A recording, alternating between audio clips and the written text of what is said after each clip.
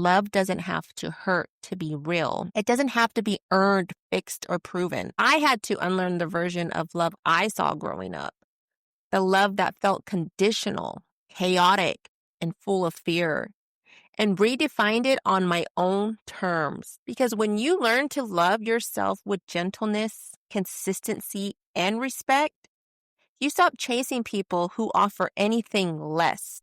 Om Namah Shivaya, Om Namah Shivaya, Om Namah Shivaya, Om Namah Shivaya, Om Namah Shivaya, Om Namah Shivaya, Om Namah Shivaya, Om Namah Shivaya, Om Namah Shivaya. Good day, beautiful souls.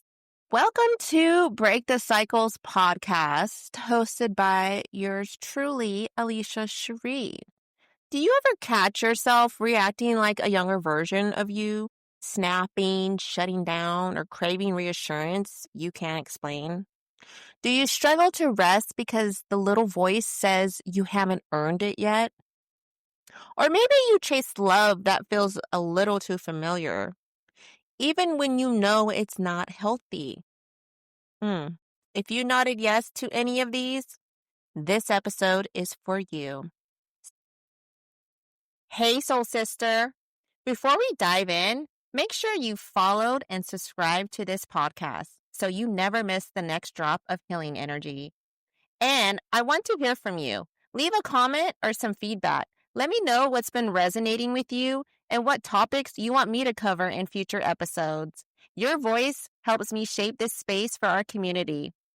Also, if something in this episode speaks to your spirit, share it with a friend, a sister, or anyone who's walking their own healing journey. Because together, we're not just healing, we're evolving, expanding, and reclaiming our power. Now, let's get into today's episode. The little girl you once were still lives inside you, and she holds the keys to your healing journey. As children, we observe everything: the tone of our parents' voices, the energy in the room, the unspoken rules about love, success, and emotions. We learn who it's safe to be, quote unquote, safe. And for many of us, that meant adapting, becoming the helper, the achiever, the quiet one, or the strong one, just to feel loved and accepted. When those early needs go unmet, the child in us grows up physically, but not emotionally. She stays waiting for validation, waiting for attention, waiting for someone to finally make her feel seen. That's why, even as adults, we can find ourselves reacting from those younger parts. We might chase love that feels familiar, overgive to earn approval, or shut down to avoid rejection. These patterns don't mean we're broken. They're our inner child's way of saying, I still need your love. When I talk about inner child healing, I'm not just talking theory. I've lived it, and I know many of us have. For a long time, I didn't realize how much my inner child was running the show, quietly influencing how I loved, how I parented, and how I showed up for myself, and even how I reacted instead of listening or processing. If you haven't done any inner child healing, then 80% of the time it's your inner child reacting, not your adult self. Facts. So, some of you know my story, but for those who don't, I grew up very independent at a young age. My parents divorced when I was 3. My mom battled schizophrenia and addiction, and my sister left to live with my dad when I was about 11. I went to my dad's house for school breaks, but most of the time it was just me and my mom. I grew up very fast. I was doing things grown adults should have been handling, such as paying bills, cooking meals, hunting for rides because we didn't have a car, trying to communicate without a phone, because we didn't even have a phone, and piecing together solutions just to keep the lights on. Responsibility became my identity, and independence became my protection. But what really shaped my view of love wasn't just the responsibility. It was what I saw. Because as children, we observe everything. Even when our parents think they're hiding it, they're not. My adult figures didn't do a good job. Or maybe I was just too wise. I don't know. I grew up witnessing dysfunction. I saw infidelity. I saw physical and verbal abuse. I watched the men in my family be womanizers, cheating, controlling, and mistreating the woman who loved them. And I watched those same women stay because leaving felt harder than surviving. That was my first education in love. It was painful, but to me, it was familiar. And even though I didn't realize it at the time, it became the pattern that would follow me into adulthood. Doesn't go away until you do the work. So when you grow up in chaos, chaos starts to feel like home. I mean, why wouldn't it? That's all you know, right? I didn't go looking for toxic relationships, but I found myself in them over and over again. Does that sound familiar to anyone? The verbal abuse, the physical abuse, the manipulation, the emotional distance. I didn't see those as red flags. I saw them as normal. Because deep down, my nervous system had been trained to confuse pain with passion, inconsistency with connection, and survival with love. Even when a man wasn't good for me, I stayed because that's what I saw women in my family do. They loved through pain. They endured. So what did I do? I repeated it, thinking if I just loved them harder, it would finally be different. But honey, I was wrong. But really at the core of all of it was abandonment. That's what it was. As a child, I felt emotionally abandoned, not because my mother or my dad didn't love me, but because my mother's illness and addiction kept her from truly being present. And I lived with her the majority of the time. And my dad, he didn't take me when he took my sister. I was still doing good in school. I had a really good relationship with my mom and my sister and my mom just didn't always vibe together. But still, that didn't make it the best decision for a child my age and given the circumstances. And that wound ran deep. So in relationships, anytime someone pulled away, it wasn't just disappointment. It was that little girl losing her sense of safety all over again. I'd overgive. I'd overthink. I would overfunction, trying to prove that I was worth staying for. And just like my childhood, I silenced myself to keep the peace so many times. Because when you grow up walking on eggshells, you learn that love means suppressing your truth. It took me a long time to see that I wasn't unlucky in love. I was unhealed in love. It was replaying the only story I knew. The little girl who grew up around dysfunction was still running the show, not my adult self. Chasing chaos because it was familiar, confusing being needed with being loved, and mistaking intensity for intimacy. That was me. But the moment I stopped trying to change people and started healing the part of me that accepted less than I deserved, everything shifted. I began to realize that what I needed wasn't another relationship. It was safety. Safety within myself all along. And peace that didn't depend on someone else's behavior. So overall, healing taught me that love doesn't have to hurt to be real. It doesn't have to be earned, fixed, or proven. I had to unlearn the version of love I saw growing up. The love that felt conditional, chaotic, and full of fear, and redefined it on my own terms. Because when you learn to love yourself with gentleness, consistency, and respect, you stop chasing people who offer anything less. And this is where boundaries are developed and enforced. This is where you start living with the little girl instead of her living for you. This is where she now builds trust that you will protect her and keep her safe. So if you grew up seeing pain disguised as love, I want you to know you are not doomed to repeat that story. Awareness is where the cycle ends. And you will hear me say this a lot because this is where it all starts, is awareness. We can't fix nothing if we're not aware of it. And this is where you get to choose differently. You get to build relationships that feel safe, not stimulating. You get to receive love that feels like peace, not survival. And it all begins when you turn inward and love the parts of you that still believe chaos is the only kind of love they deserve. That was a big topic to cover, and I know a lot of you can resonate with this one. Let's take a deep breath before we jump into the next topic.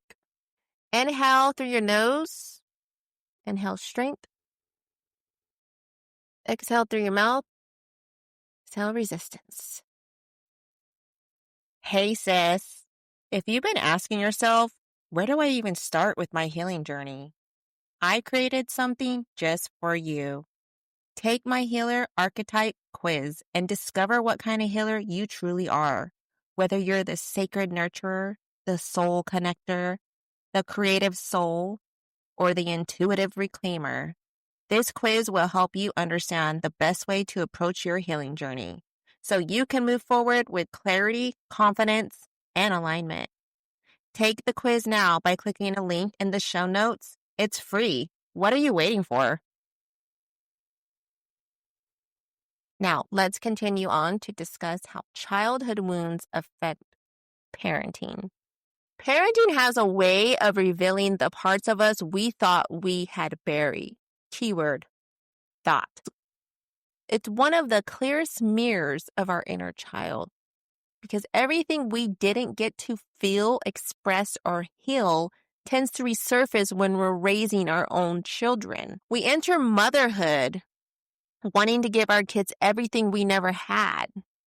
The safety, the stability, and love that just doesn't hurt, right? That's our goal. Give them a better childhood than we had. But our inner child often ends up parenting right beside us. Yep, she sure does. And she takes control, let me tell you.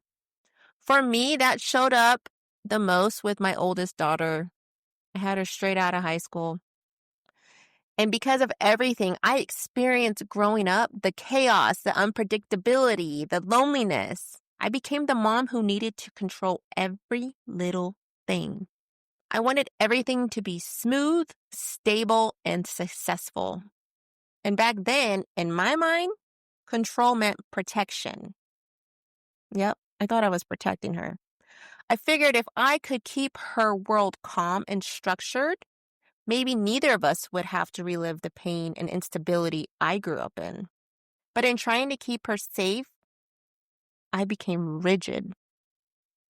I critiqued her every move, her tone, her effort, how she did her chores and schoolwork. I thought I was helping her improve, but what I was really doing was projecting my own fear of failure onto her. I was so focused on everything going right that I stopped seeing how my words might have felt to her. I became emotionally insensitive at times, brushing off her feelings, telling her to get over it or be strong, not realizing that what she needed most was to be understood and validated. And that was because growing up, I suppressed my emotions to survive. So unconsciously, that's what I was teaching my child to do. To do the same. How awful. And I can see now that sometimes in trying to protect her, I was actually passing on my pain. The pain I reaped growing up. And that was so unfair to her. I was very protective of her. I didn't let her go to other people's houses. I didn't let her do things most kids did because I was terrified she might experience what I seen and lived through. So I hovered her. I stayed close, watching, guarding, micromanaging. But ultimately, behind that protection was fear. Fear of losing control, fear of chaos returning, fear of her being hurt the way I had been hurt. And then when it came to discipline,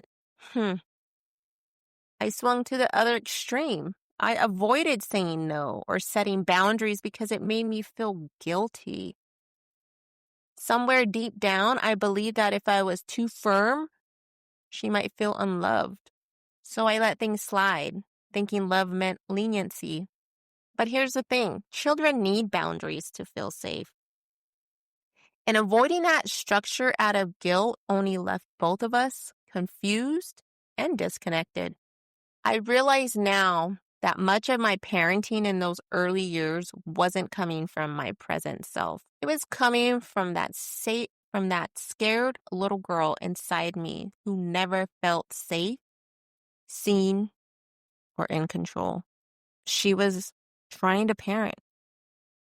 She wanted to protect her daughter from pain, but she also projected her own unhealed fears and insecurities. She equated control with care. She confused criticism with guidance. She mistook emotional distance for strength. That's what unhealed childhood wounds do. They whisper, don't let them feel what you felt.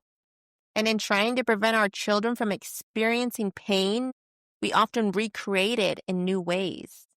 And this is why introspective work and awareness plays a huge role when we endured so much childhood trauma. Especially as parents, we must catch the pain and hurt from hitting our children. And this is where we break those cycles. So what was the turning point for me? Well, it was when I finally saw the pattern. When I realized I wasn't parenting my daughter, I was parenting my past. The version of me that was scared, lonely, and over-responsible was still running the show. Once I began acknowledging that, everything started to shift. I learned to pause before reacting, to breathe before criticizing. And instead of asking, what did she do wrong? I started asking, what is she feeling right now? And what is this bringing up for me? I started practicing validation. Even when I didn't fully understand her emotions, I began telling her, I hear you, daughter. It's okay to feel that way, daughter. And I watched her soften. Y'all, it was one of the most rewarding moments in my motherhood journey. Because when I gave her the emotional safety I never had, our connection started to heal. It was beautiful. And here's the thing, parenting isn't about being perfect. We all have our kids at different times in our life, and most of the time, we're not prepared. I don't think you can do anything to be prepared for a child. But it's not about being perfect. It's about being aware. It's about recognizing when your wounds are louder than your wisdom. It's about learning to soothe your inner child so you can show up for your actual child. Now when fear creeps in, I just remind myself, she's safe. I'm safe. We don't need to live in survival anymore. That moment of awareness, that little pause, is healing in action. Because every time you respond differently, you're breaking a generational pattern. Whew, I told y'all this one was going to get deep. So let's pause for another deep breath. Inhale through your nose. Open mouth. Sigh, exhale through your mouth. Hey there, sis. If you've been noticing the same emotional patterns repeating, feeling disconnected from yourself, or sensing that something within you is ready to rise, I want to invite you into something sacred. At the end of March, I'm hosting a live 3-day virtual workshop called Awaken Your Highest Self. It's designed to help you build awareness of the cycles holding you back, regulate your energy, and step into deeper alignment with who you're becoming. This isn't about fixing yourself. It's about remembering who you are. You can learn more and join us at aliciasheri.com, ALISHASHERI.com. I would love to hold this space with you. Now, let's move on to discuss how childhood wounds affect your self-esteem. This is good. So when I think about self-esteem, I don't think about confidence in the surface sense. I think about how deeply we trust that we're worthy of love and rest, even when we're not performing. And for me, that's something I had to completely relearn. As the over-responsible child growing up, I didn't have the luxury of just being a kid. I was the responsible one, the helper, the fixer, the one everyone counted on. That sense of responsibility never left me. It followed me into adulthood and became part of my identity. That's why I chased the degrees and I stacked IT certifications and built a solid career. But underneath all of it was the same little girl trying to prove what? That she was enough. Every achievement was another way of saying, see, I'm valuable. I can handle it. You can depend on me. But the truth is, being constantly responsible doesn't build self-esteem. It builds exhaustion. Because your worth starts depending on how much you can carry. And let me tell you, sis, we are all human and we all have a breaking point. Whether we want to admit it or face it, we can only take on so much. So that need to be needed became the thread that ran through everything. Taking care of my mother, my child, my grandparents, my cousins, my uncle, anyone who needed something, I was there. On the outside, it looked like strength, but on the inside, it was survival. My self-worth had become tied to service. If I wasn't helping, fixing, or showing up for someone, I felt useless. And while that made me reliable and successful, it also disconnected me from myself. I didn't know who I was without a role to fill. And that's not a good place to be in. That constant doing pushed me into deep masculine energy, always leading, always solving, and always protecting.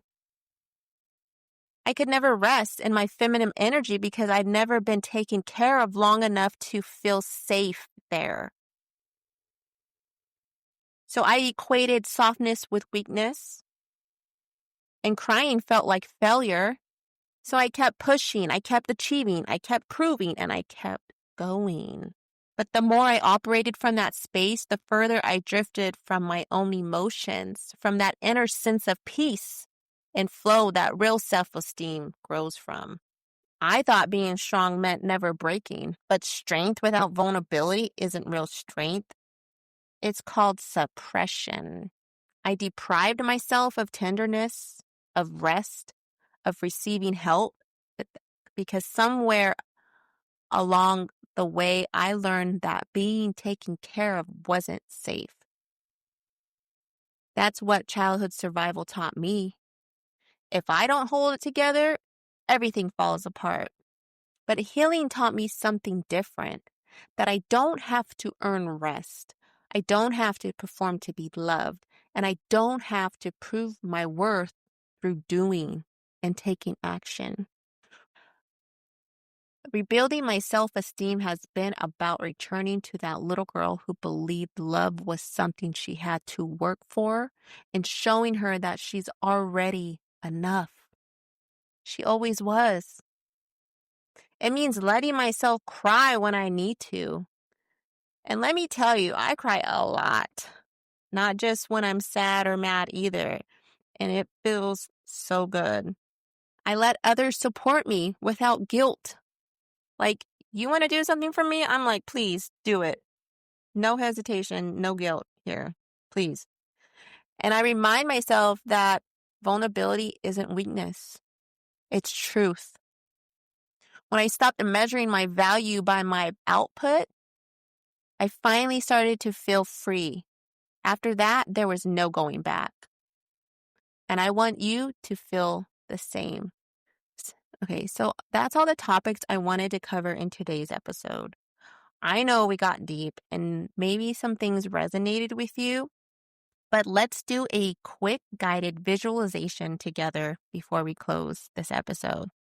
So, if you can, close your eyes and take a deep breath. Inhale through your nose, exhale through your mouth. I want you to imagine yourself standing at the doorway of a room you know well from your childhood. Maybe it's a bedroom, maybe it's a living room, maybe it's a place you remember only through feeling, not detail. As you step into the room, you see her, the younger you. This can be as young as your first traumatic experience. For me, it was 3, maybe for you, it's 7 or 9, whatever that age is. Look at her. The little girl who carried more than she ever should have. The one who learned strength before she ever learned safety. Just notice her face. Notice her energy. Notice how she looks at you.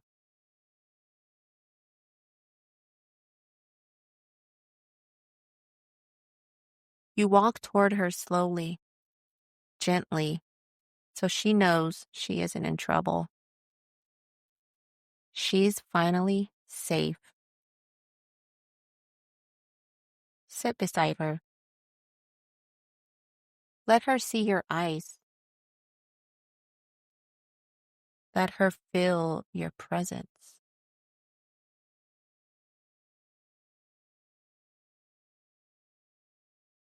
And in your mind, say to her, I'm here now. You're not alone anymore. You don't have to be strong for me.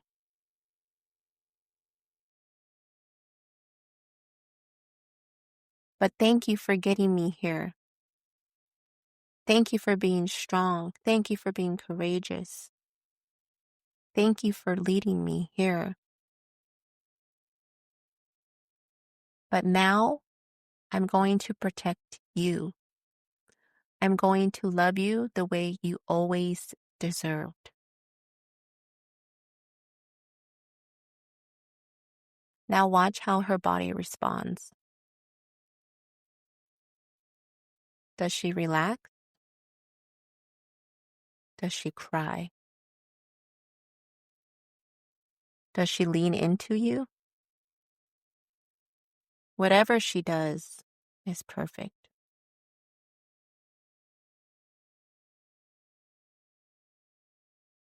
Reach out and hold her hand or pull her into your arms, only if she feels ready. Let her know you don't have to carry that anymore. I've got us now. Feel her begin to soften. Feel that tension she's been holding your whole life begin to melt. Feel the connection between who you were and who you're becoming. Take a deep breath with her. Inhale safety. Exhale survival.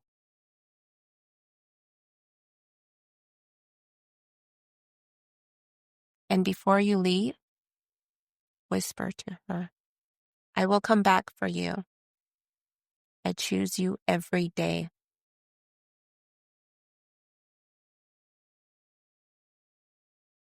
When you're ready, slowly return to your body, into this moment, into your breath, carrying her softness with you.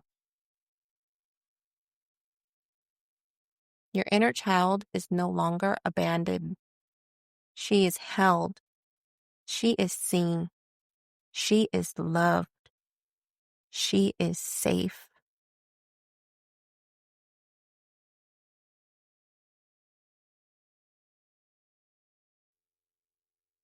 Continue to thank her for getting you here today and continue to give her reassurance and build trust with her. You've grown into the woman she prayed someone would become for her. So as you go through this week, I want you to walk a little slower, speak to yourself a little softer, and notice the moments where your inner child is asking for comfort, for rest, for gentleness, for joy. Because your rebirth doesn't start with becoming someone new. It starts with finally allowing the girl inside you to be loved the way she always deserved. Thank you for being here, for doing this work, for choosing yourself in ways your younger self never could. And if this episode touched you, share it with someone who's healing the little girl inside them too. We are rebuilding together. I'll see you in the next episode. Until then, love on her, honor her, and let her guide you home. Shivaya, Om Namah Shivaya.